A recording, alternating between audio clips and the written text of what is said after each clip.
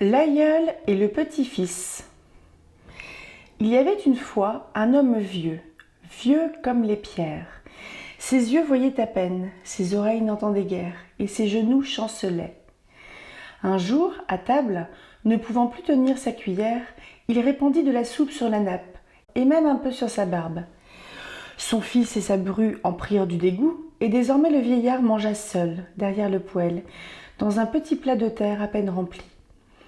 Aussi regardait-il tristement du côté de la table, et des larmes roulaient sous ses paupières, si bien qu'un autre jour, échappant à ses mains tremblantes, le plat se brisa sur le parquet. Les jeunes gens le grondèrent, et le vieillard poussa un soupir. Alors ils lui donnèrent pour manger une écuelle de bois. Or, un soir qu'ils soupaient à table, tandis que le bonhomme était dans son coin, ils virent leur fils, âgé de 4 ans, assemblé par terre de petites planches. « Que fais-tu là » lui demandèrent-ils. « Une petite écuelle, » répondit le garçon, « pour faire manger papa et maman quand je serai marié. » L'homme et la femme se regardèrent en silence. Des larmes leur vinrent aux yeux. Ils rappelèrent entre eux l'aïeul, qui ne quitta plus la table de la famille. Les 3 fainéants. Un roi avait 3 fils, qu'il aimait également, et il ne savait auquel d'entre eux laisser sa couronne. Lorsqu'il se sentit près de mourir, il les fit venir et leur dit « Mes chers enfants, il est temps que je vous fasse connaître ma dernière volonté. J'ai décidé que celui d'entre vous qui serait le plus fainéant hériterait de mes états. » À ces mots, l'aîné prenant la parole, « C'est donc à moi, mon père, dit-il, que revient votre sceptre, car je suis tellement fainéant que le soir, j'ai beau tomber de fatigue et de sommeil, je n'ai pas le courage de fermer mes yeux pour dormir. » Le cadet dit à son tour, « C'est donc à moi, mon père, qu'appartient votre couronne, car je suis si fainéant que lorsque je me trouve assis devant le feu et que je sens la flamme me brûler les jambes, j'aime mieux les laisser rôtir que de faire un mouvement pour les retirer. » Le troisième reprit, « Mon père, personne plus que moi n'a droit à vous succéder, car telle est ma fainéantise que si j'étais condamné à être pendu, que j'eusse déjà la corde autour du cou, et qu'au moment d'être étranglé, que quelqu'un me tendit un couteau pour couper la corde, je préférerais subir mon triste sort plutôt que de me déranger pour prendre ce couteau. » Le roi répondit aussitôt, « C'est à toi que revient ma couronne. » Le clou. Un marchand avait fait de bonnes affaires à la foire. Il avait vendu toutes ses marchandises et bien garni son sac de monnaie d'or et d'argent. Il s'était mis en route vers sa demeure où il désirait arriver ce même jour encore, avant la tombée de la nuit. Il cheminait donc à cheval, son lourd porte-manteau solidement attaché derrière la selle. Vers l'heure du dîner, il fit halte dans une ville, et lorsqu'il voulut se remettre en route, le valet d'écurie, qui lui amena son cheval, lui dit « Monsieur ne sait pas sans doute qu'il manque un clou au fer gauche de derrière son cheval. »« Ne t'en inquiète pas, » répondit le marchand. « Le fer n'en tiendra pas moins pendant les 6 lieues au plus qu'il reste à faire. Je suis pressé. » Vers l'heure du goûter, il s'arrêta de nouveau pour faire donner l'avoine à sa monture. Le garçon d'écurie ne tarda pas à venir le trouver dans l'auberge. « Monsieur ne sait pas sans doute, lui dit-il, qu'il manque un fer au pied gauche de derrière de son cheval. Dois-je le conduire chez le maréchal ? » ?»« Ne t'en inquiète pas, répondit le marchand. Pour une couple de lieues qu'il me reste à faire, mon cheval se passera bien de se faire. Je suis pressé. Il se mit en route. Mais bientôt après, le cheval boita. Il n'y avait pas longtemps qu'il boitait, lorsqu'il commença à trébucher. Il eut à peine trébuché 2 ou 3 fois qu'il s'abattit et se cassa une jambe. Le marchand fut obligé de laisser là son cheval gisant, de déboucler son porte-manteau, de le placer sur son dos et de regagner à pied son logis, où il n'arriva que très avant dans la nuit. « C'est pourtant ce maudit clou que j'ai négligé de faire remettre, qui a été cause de tout mon malheur, » pensait-il, en marchant d'un air sombre. Le petit pâtre. Un petit pâtre s'était rendu célèbre par la sagesse avec laquelle il répondait aux questions qui lui étaient adressées. Le bruit de sa réputation parvint jusqu'aux oreilles du roi, qui n'en voulut rien croire, fit venir le petit garçon et lui dit : « Si tu parviens à répondre aux questions que je vais te poser, je te regarderai désormais comme mon fils, et tu habiteras près de moi dans mon palais. » « Sire, quelles sont ces 3 questions ? Demanda le jeune pâtre. « Voici donc la première, reprit le roi. Combien de gouttes d'eau y a-t-il dans la mer ? » Le petit pâtre répondit : « Sire, commencez par faire boucher tous les fleuves et les rivières de la terre, de manière qu'il n'en coule plus une seule goutte d'eau dans la mer, jusqu'à ce que j'aie fait mon calcul. Alors, je vous dirai combien la mer renferme de gouttes. » Le roi reprit : « Ma seconde question est celle-ci. Combien y a-t-il d'étoiles dans le ciel ? » Le petit pâtre répondit : « Sire, donnez-moi une grande feuille de papier blanc. » Puis, le jeune garçon fit avec une plume un si grand nombre de petits points serrés sur toute la surface du papier, et si fins qu'on les apercevait à peine, et qu'il était de toute impossibilité de les compter. Rien qu'à vouloir l'essayer, les yeux étaient éblouis. Cette besogne terminée, il dit au roi : « Il y a autant d'étoiles dans le ciel que de points sur cette feuille de papier. Daignez les compter. » Personne n'y put réussir. Le roi, prenant de nouveau la parole : « Ma troisième question a pour but de savoir de combien de secondes se compose l'éternité. » Le jeune pâtre répondit : « Au-delà de la Poméranie se trouve la montagne de diamants. Cette montagne a 1 lieue de hauteur, 1 lieue de largeur et 1 lieue de profondeur. Tous les 100 ans, un oiseau vient s'y poser, gratte la montagne avec son bec et enlève une parcelle de diamants. Quand il aura de la sorte fait disparaître le monde tout entier, la première seconde de l'éternité sera écoulée. » Le roi repartit : « Tu as répondu comme un sage à mes 3 questions. Désormais, tu resteras près de moi dans mon palais, et je te regarderai comme mon fils. » Le paysan et le diable. Il y avait une fois un paysan adroit et rusé, dont les bons tours étaient connus à plusieurs lieues à la ronde. La plus plaisante de ces malices est celle à laquelle le diable lui-même se laissa prendre, à sa grande confusion. Un soir que notre paysan se disposait à regagner son logis, après avoir labouré son champ pendant une bonne partie de la journée, il aperçut, au milieu des sillons qu'il avait tracés, un petit tas de charbons embrasés. Il s'en approcha plein d'étonnement et vit un petit diable tout noir qui était assis au milieu des braises ardentes. « Il me semble que tu es assis sur ton trésor, » lui dit le paysan. « Tu devines juste, » répondit le diable, « sur mon trésor qui contient plus d'or et d'argent que tu n'en as vu depuis que tu es au monde. Ce trésor se trouve dans mon champ. En conséquence, il m'appartient, » reprit le paysan.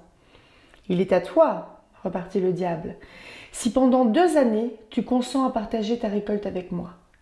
J'ai assez d'argent comme cela. Je désirerais maintenant posséder quelques fruits de la terre. » Le paysan accepta le marché. « Pour éviter toute contestation lorsque viendra le partage, » ajouta le rustre matois, « il sera entendu que tout ce qui sera sur terre t'appartiendra. À moi, au contraire, tout ce qui sera au-dessous du sol. » Le diable souscrivit volontiers à ces conditions. Cependant, notre rusé paysan sema tout son champ de raves. Quand l'époque de la récolte fut arrivée, le diable se présenta et voulut emporter sa part du produit, mais il ne trouva que des feuilles jaunes et flétries. Quant au paysan, il déterra tout joyeux ses raves. « L'avantage a été pour toi cette fois-ci, » dit le diable, « mais la fois prochaine ce sera mon tour. J'entends qu'à la future récolte, ce qui se trouvera sous terre m'appartienne. À toi, au contraire, ce qui sera au-dessus du sol. »« C'est dit, » répondit le paysan. Cependant, quand le temps des semailles fut venu, le paysan sema non plus des raves, mais du froment. La moisson étant mûre, notre rusé compère retourna au champ et coupa au pied les tiges des épis, si bien que lorsque le diable arriva à son tour, il ne trouva plus que les pointes de la paille et les racines. Dans sa rage et sa confusion, il alla se cacher au fond d'un abîme. « C'est ainsi qu'il faut berner les renards, » dit le paysan. en allant ramasser son trésor. Les trois vieux. Le nouveau pasteur du village d'Ouest, passant un jour devant une ferme débordante de sa commune, mais située à l'écart au milieu des champs, aperçut, assis sur un banc de pierre auprès de la porte, un vieillard en cheveux blancs qui pleurait à chaudes larmes. « Qu'avez-vous donc pour vous désoler ainsi ?» lui demanda avec intérêt le bon pasteur. « Hélas !» répondit en sanglotant le vieillard, « je pleure parce que mon père m'a battu. » Ces paroles, comme bien on pense, excitèrent au plus haut point l'étonnement du vénérable pasteur. Il se hâta de descendre de cheval et d'entrer dans la maison. À peine franchissait-il le seuil qu'il aperçut un autre vieillard, beaucoup plus âgé que le premier, et dont les traits annonçaient une agitation violente. « Qui peut vous émouvoir ainsi, mon père ?» lui demanda avec intérêt le bon pasteur. « Ne m'en parlez pas !» répondit le vieillard, encore tout tremblant de colère. « Est-ce que mon étourdi de fils n'a pas eu la maladresse de faire tomber mon père ?» Pour le coup, le bon pasteur ne voulait point croire ses oreilles. Mais il dut bien se rendre au témoignage de ses yeux qui, en se tournant vers la cheminée, aperçurent assis, dans un fauteuil au bord du feu, un troisième vieillard, au dos tout voûté par l'âge, mais d'un air encore vigoureux. « À coup sûr, se dit le pasteur, ces hommes-là sont de la race des patriarches. Ils n'auront pas fait d'excès dans leur jeunesse. » Le linceul. Une femme avait un fils âgé de 7 ans. Cet enfant était si beau et si bon qu'on ne pouvait le voir sans l'aimer. Aussi était-il plus cher à sa mère que le monde entier. Il arriva que le petit garçon tomba tout à coup malade et que le bon Dieu le rappela à lui. La pauvre mère fut inconsolable et passa les jours et les nuits à pleurer. Peu de temps après qu'on l'eut mis en terre, l'enfant apparut pendant la nuit à la même place où il avait coutume de s'asseoir et de jouer lorsqu'il était encore en vie. Voyant sa mère pleurer, il fondit lui-même en larmes, et quand vint le jour, il avait disparu. Cependant, comme la malheureuse mère ne mettait point de terme à ses pleurs, l'enfant vint une nuit dans le blanc linceul où il avait été enseveli, et avec sa couronne de mort sur la tête. Il s'assit sur le lit, au pied de sa mère, et lui dit « Hélas, ma bonne mère, cesse de murmurer contre les décrets de Dieu, cesse de pleurer, sans quoi il me sera impossible de dormir dans mon cercueil, car mon linceul est tout mouillé de tes larmes qui retombent sur lui. » Ces paroles effrayèrent la pauvre femme, qui dès lors arrêta ses pleurs. La nuit suivante, l'enfant revint de nouveau, portant dans la main une petite lumière.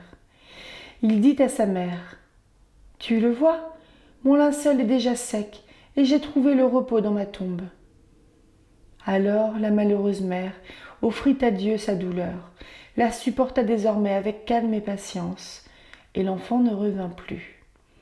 Il dormait maintenant dans son lit souterrain. La mort la plus douce pour les criminels. On a cru longtemps que c'était la mort instantanée. On s'est trompé. Voilà qui le prouvera. Un homme qui naguère avait rendu de grands services à sa patrie et qui par conséquent était bien noté près du prince, eut le malheur, dans un moment d'égarement et de passion, de commettre un crime par suite duquel il fut jugé et condamné à mort. Prières et supplications n'y purent rien. On décida qu'il subirait son arrêt. Toutefois, eu égard à ses bons antécédents, le prince lui laissa le choix de son genre de mort. En conséquence, l'huissier criminel alla le trouver dans sa prison et lui dit « Le prince, qui se souvient de vos anciens services, veut vous accorder une faveur. Il a donc décidé qu'on vous laisserait le choix de votre genre de mort.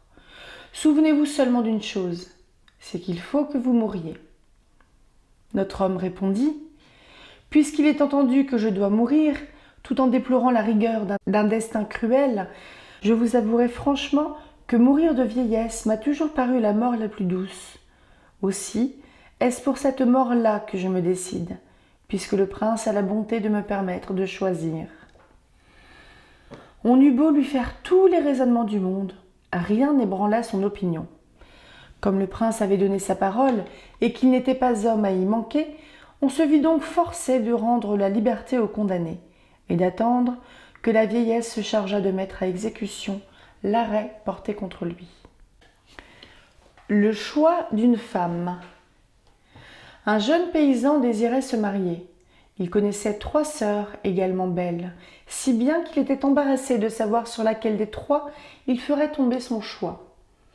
Il demanda conseil à sa mère qui lui dit « Invite-les toutes les 3 à une petite collation et aie soin de placer du fromage sur la table, puis observe attentivement de quelle manière elles le couperont. » Le jeune homme fit comme sa mère lui avait dit. La première des 3 sœurs enleva son morceau de fromage avec la croûte. La seconde s'empressa de séparer la croûte de son morceau, mais dans son empressement, elle en coupa la croûte, de telle sorte qu'il y resta encore beaucoup de fromage. La troisième détacha la croûte avec soin, si bien qu'elle ne rejeta de son morceau ni trop peu. Le jeune paysan raconta à sa mère le résultat de ses observations. « C'est la troisième qu'il te faut prendre pour femme, lui dit-elle. Il suivit ce conseil et fut un mari heureux et content. Le meilleur souhait. 3 joyeux compagnons étaient attablés à l'auberge de l'Agneau, à Kehl, mangeant et buvant. Et tandis qu'ils vidaient une dernière bouteille, ils se mirent bientôt à bavarder à tort et à travers, puis enfin à faire des souhaits. Il fut décidé que chacun formerait un vœu. Celui qui émettrait le meilleur souhait devait être dispensé de payer son écho. Le premier, prenant la parole, « Je souhaite donc, dit-il, que tous les fossés des fortifications de Strasbourg et de Kehl soient remplis de fines aiguilles, et que chacune de ces aiguilles soit placée entre les doigts agiles d'un tailleur, et que chacun de ces doigts soit occupé du matin au soir pendant une année, à me confectionner des sacs de la capacité d'1 hectolitre.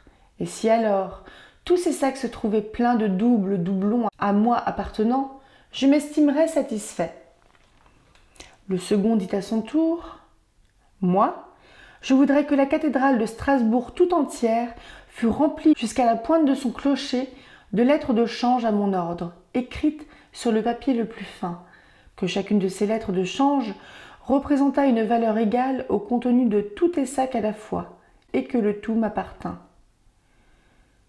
« Et moi, reprit le troisième, je voudrais que vos 2 souhaits s'accomplissent, et qu'ensuite vous fussiez le plus tôt possible 2 grands saints dans le ciel, et que je fusse votre seul héritier. » Ce fut le troisième qui sortit de l'auberge sans payer l'écho.